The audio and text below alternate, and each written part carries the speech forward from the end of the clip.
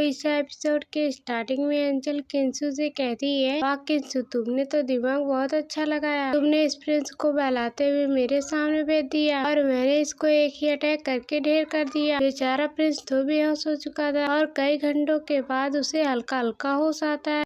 तो फिर किंसू जो होता है वो प्रिंस से कहने लगता है, अरे अरे प्रिंस, आप उठ जाइए, मैं आपके लिए चाय बना के लेके आता हूँ। गरम गरम चाय अगर आप पी ले तो आपकी नींद हमेशा के लिए उड़ जाएगी। तो प्रिंस उससे कहने लग जाता है, किंसू, तुमने यहाँ पर मुझे फील्डिंग करके हराया ना, सामने से तू मुझे नहीं हरा सकता। तो अगर तेरे अंदर हिम्मत है तो सामने आकर सीधा सीधा लड़ लेना, मैं यही खड़ा हूँ तुमसे मुकाबला करने के लिए। क्या कह रहा है, जब मुझसे लड़ेगा मैं यहीं पर तुझसे लड़ने के लिए तैयार हूँ।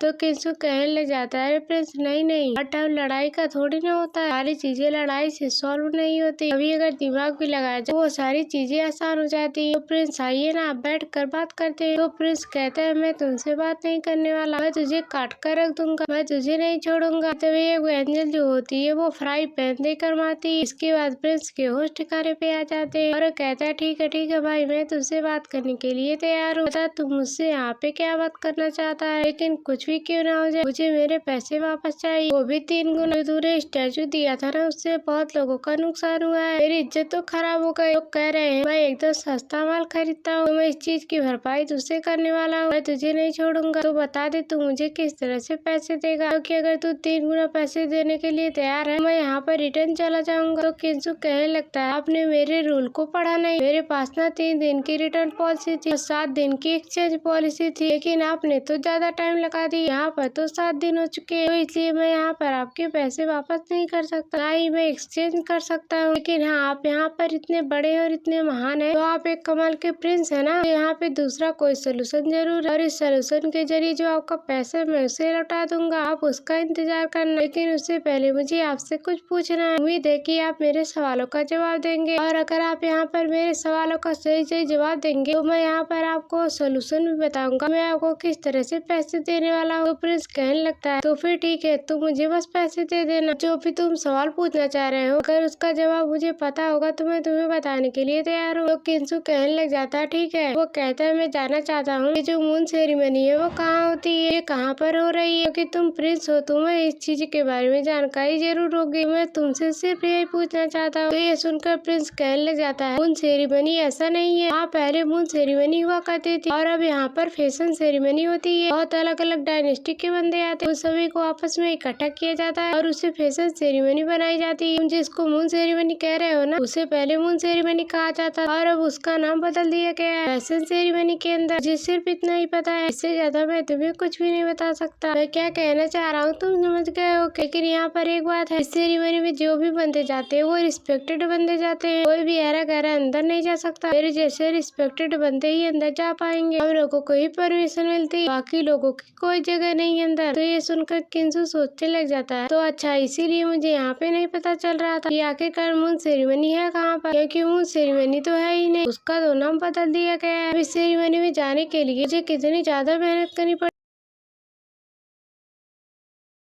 और अब जो यहाँ पर ये मिल गया है ना, तो मैं जाकर देखता हूँ, इसकी मदद से मेरा ब्रेक थ्रू। और अब वो मून सेरेमनी में जाने के लिए निकल चुका था, किसी भी हालत में उस सेरेमनी में जाकर रहेगा।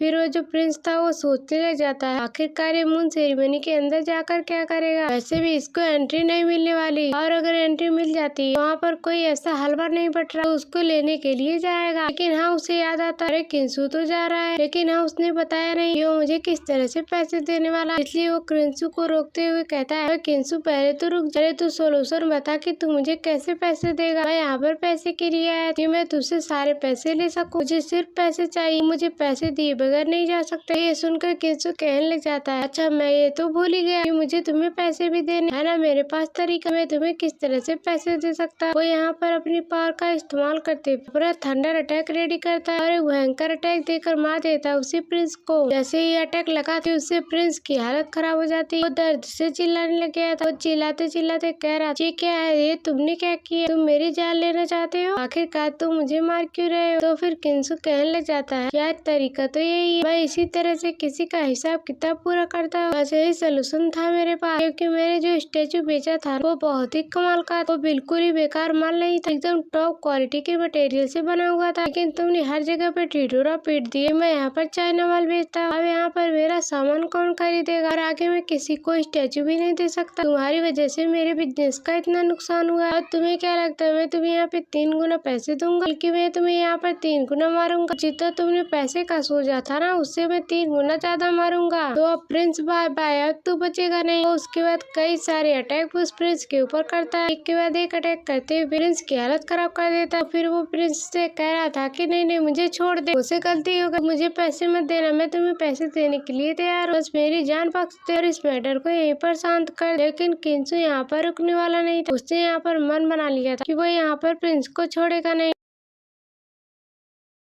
बहुत बेइज्जती कर ली प्रिंस ने अब उसकी बारी यहाँ पे खत्म है। वो प्रिंस की हालत काफी ज्यादा खराब कर चुका था। बेचारा प्रिंस हथमरा हो चुका था, उसके अंदर जान ही नहीं बची थी। वो बेचारा यहाँ पर कुछ कर जैसे किंसु यहाँ पर उसे मार मार उसकी जान क्या ले लेता। फिर वो जो मोटू होता है वो किंसु से कहने लगता है, किंसु रुक जाओ, तुम्हें ऐसा नहीं करना चाहिए। अगर प्रिंस यहाँ पे मर गया ना तो बहुत ही बड़ा मैटर क्रिएट हो जाएगा। इसके डायनेस्टी वाले हमें आकर नहीं छोड़ेंगे, क्योंकि हमारे वैसे भी लगे पड़े बहुत ही सारी चीजों को लेकर, तो हम यहाँ पर और भी मुसीबत नहीं ले सकते। तुम समझ रहे हो ना कि मैं क्या कहना चाहता हूँ। तो हमने तो इतना इसकी हालत खराब कर दी है, अब इसको छोड़ देना ही बेहतर होगा। तो किंसु कहता है ऐसे कैसे छोड़ दूंगा, इसको बांध के रखना, इसको काल कोठरी के अंदर बंद कर दे। अगर उसके महल वाले लोग कहते हैं कि प्रिंस उन्हें वापस चाहिए तो उनसे फिरौती की रकम मांगना और बहुत सारी मांगना। जब तक कि वो मेरे डिमांड को पूरा नहीं कर देते तब तक मैं नहीं छोड़ने वाला। मेरे बिजनेस का नुकसान हुआ और उसकी रेपुटेशन गई, तो मैं अब इतने पैसे कमाऊंगा, जिंदगी भर बैठ के खाऊंगा, मैं धंधा नहीं करने वाला। बेचारे प्रिंस की हालत तो खराब हो चुकी